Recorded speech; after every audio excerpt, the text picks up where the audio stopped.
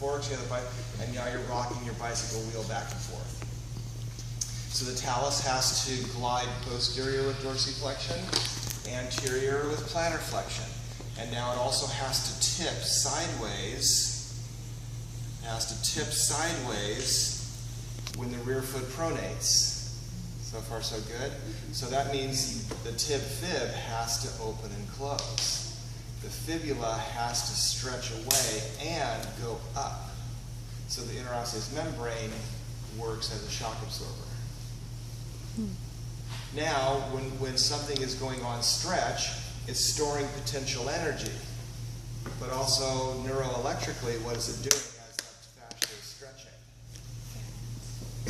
It's converting physical energy into neurological afferents to tell your brain what you're walking on. If the fibula doesn't move, that entire interosseous membrane does not generate afferents. It can't store potential energy. It can't attenuate the shock force from the ground reactive forces.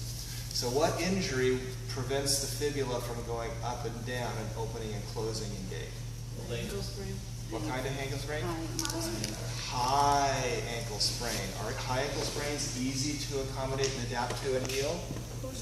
They're very hard, and I see some kind of a walking group there. What did you do? I sprained my foot. I think all the swelling and stuff is right over the cuboid, but Yeah. Dr. Cole was looking at me. Yeah. Yeah. Yeah. So the talus has a little bit of varus and valgus motion.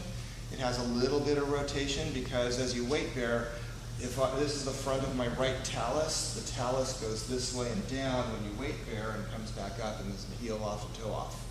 Goes down in weight bearing, so it's the peanut butter jar lid that comes off and on.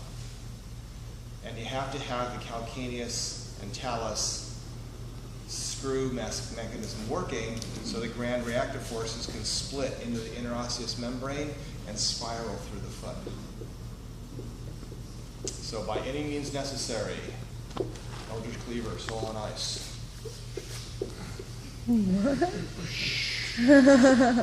Oakland, Black Panther, sole on ice, Eldridge Cleaver, all names from the far gone past. Anyway, now in the middle of the foot, the windshield wiper. What moves back and forth with the windshield wiper? What are those bones? The cuneiforms? Navicular cuneiforms cuboid. That's the windshield wiper area. What are the bones that twist in the midfoot in the wet towel twisting? Navicular cuneiforms, cuboid kind of thing. Okay? So when you weight bear, the windshield wiper goes toward the little toe. The wet towel unwinds. So which way does the navicular go in weight bearing? Superior and lateral. As the cuneiforms and navicular are going superior and lateral, the arch is falling and going toward the ground. So the relative motion to the ground is going toward the ground, but the bone motion is superior and lateral. So it's counterintuitive. So what if the foot is injured and stuck in the weight-bearing position? The arch is flat, but what's the subluxation complex? Superior and lateral. So it's counterintuitive. So some people think if you have a flat arch, you have to adjust the navicular from the arch to the top of the foot. But what if that's the subluxation pattern? It can be dropped, but it can also be superior lateral. So what do you have to know how to do? Palpate it and figure it out.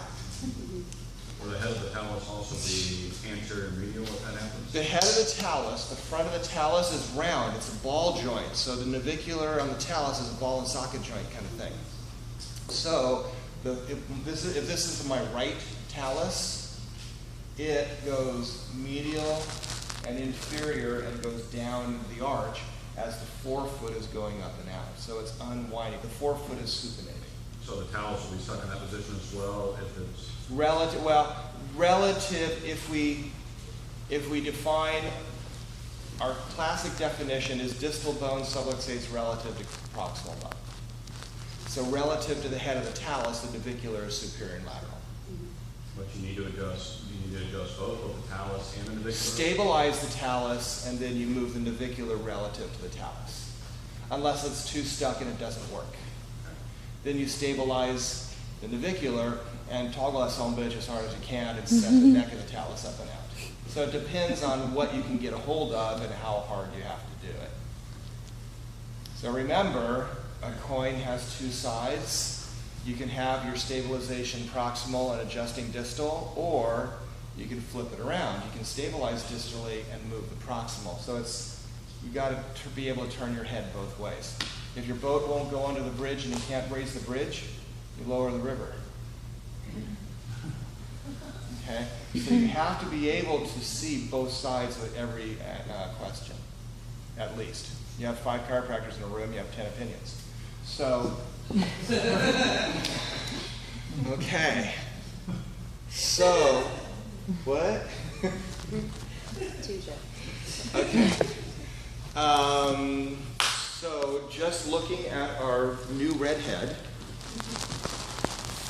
There we go. Vengan aquí, por favor. I'm still getting used to it.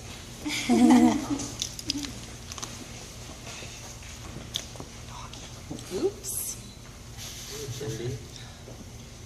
Good thing you had your shoe on. Anyway. Okay. Chiropractic index fingers. Okay.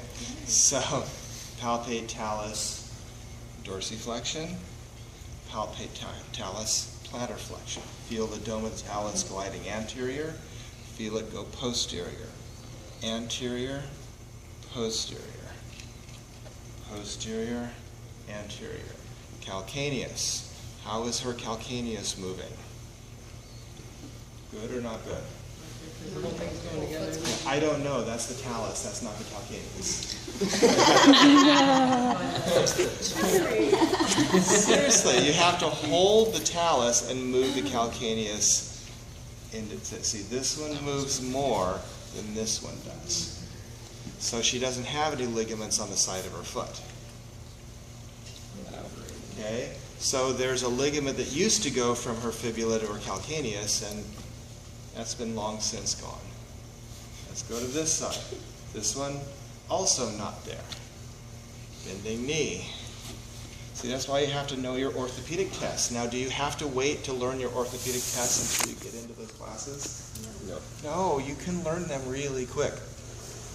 There's a really good book. You should buy a used copy of it. It's McGee's orthopedic test book.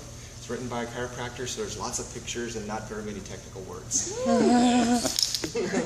And everything is organized into charts and graphs and related how to organize and stuff like that. So it's not just reading. It's like, oh, that's what it looks like. So McGee's orthopedic textbook, everybody should buy a used one and have it on your because it really makes it a lot easier. That doesn't feel good. No. That feels weird. Is it a positive test on those ankles? Oh yeah. On both of them? Yeah, there's no anterior talofibular ligament or a calcaneofibular ligament. So, how do we make our ankles more stable? Don't say exercise. Free up the bones. You open up the bones to generate more afferent so the coordination can take care of the place of the ligaments that aren't there. Yes. Okay, so calcaneus. So now with the navicular, find the medial malleolus, sustentaculum tali, mount navicular, the bump on it. So then you go distal to mount navicular, then find the sustentaculum tali and hold the neck of the talus. See how far apart my thumbs are? Because it goes all the way to there and all the way to there. If your thumbs are too close together, you're not going to feel the full excursion. Yeah. No, it doesn't hurt. Yeah, it's tender, and so now I got to wring the towel. Yes. I have to. Instead of the kissing thumbs here, I rotate my hand, hold the neck, and twist the whole thing down. Hold the top of the talar neck and roll the navicular up. So she has an alley right there.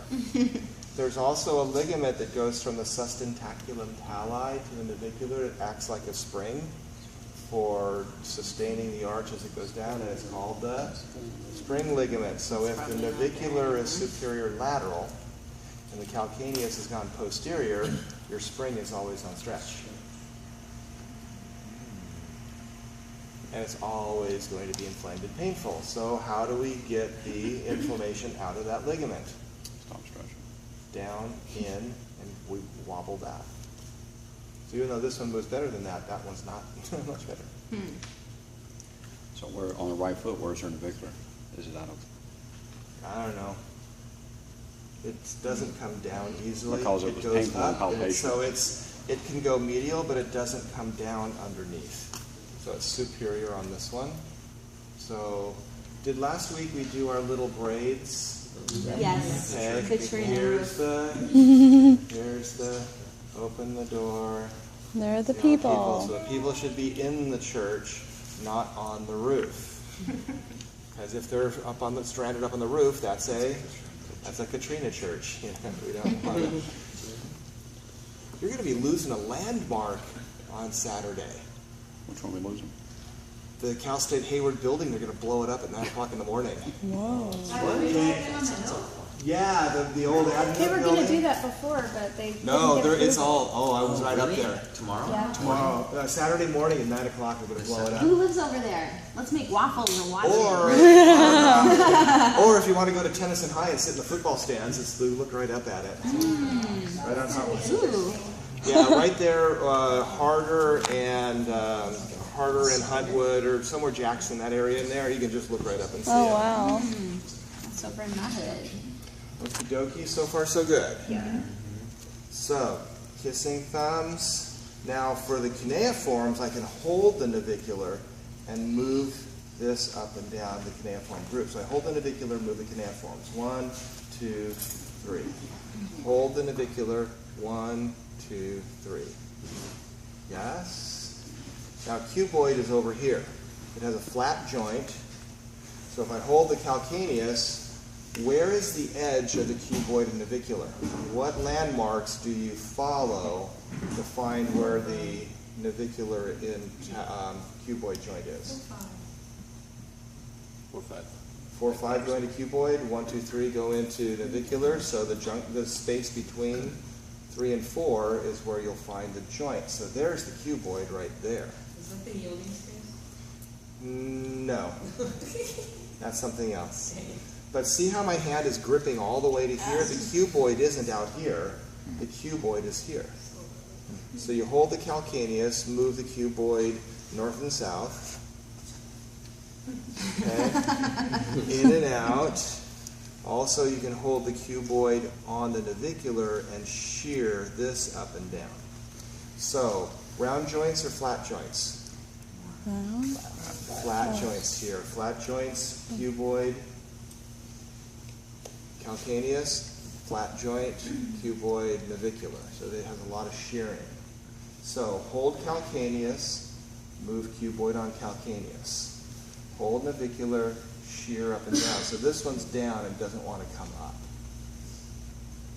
And see if it goes in and out. Because the navicular and cuboid, they're married in their motion in the windshield wiper. They go together in and out. And so they're married this way, but they sort of swing on the side by themselves. You know?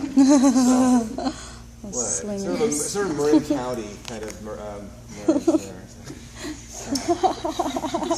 What? So here's what we're going to do. We're going to hold the calcaneus, move the cuboid up and down, move the cuboid in and out, hold the navicular cuboid, and shear them up and down.